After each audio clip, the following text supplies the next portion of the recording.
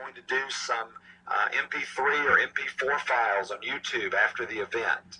So all of that has to be planned for. And the final third divisor is, how do you get immersive? How do you take risk and learn beyond what is wise? How do you challenge the processes in an LEA? Well, you don't do it system-wide. You do it one classroom at a time, one grade level at a time, one school at a time. So if you look at that, 10 units of any professional development, any teaching, divided into the 3 accelerators. What's 1.0, what's 2.0, what's 3.0. If you do that formula, you're going to come out with 2 issues. What are the technology specifications, and what are the cost specifications? That's where a partnership between companies like ours and Discovery are vital. We're meeting with your folks on the ground in North Carolina to talk about Discovery pricing for streaming for all of our schools inside of our courses at North Carolina Virtual, but also in tandem with the ecosystems out in the districts. See, what happens is districts get really excited about a little bit of information, and then they start thinking about, okay, let's launch down this path of Second Life, and nobody's had a conversation with the tech directors. Nobody's had a conversation with that school leader. So we really encourage a strategic plan for an ecosystem. And before Jennifer's final question, I want to leave you with this comment. Please do not say technology is a tool anymore. Technology is not a tool anymore for teaching and learning. Technology is a process for teaching and learning. Jennifer, last question, given our time. This question always comes down again to technology. What do you see, if any, bandwidth solutions for Second Life? How do you plan to overcome these challenges?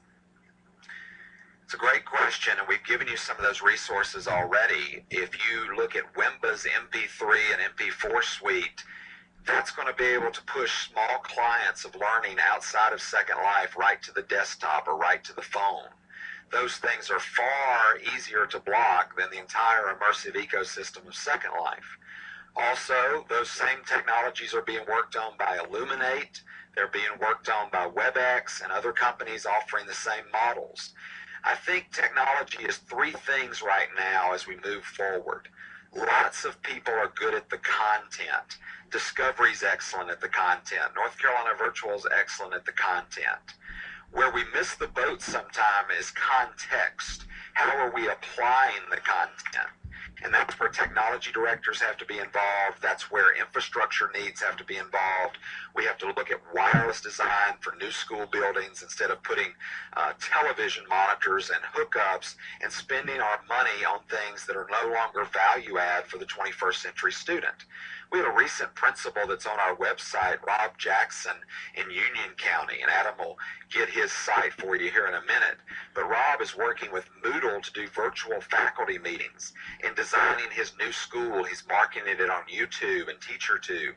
And another thing Rob's done that's really interesting is he's looked at the design of that new school, and he no longer does podiums or 3 regular whiteboards in each room. He does 1 whiteboard, no podium, uses the cost savings to put an overhead projector from the ceiling to run presentations like this. It's that kind of thinking that will change the paradigm. So as we look at the final point I want to make about that question, Jill, content's important. You need to look at ways to unblock the portals for Discovery, for VPS, to be strategic.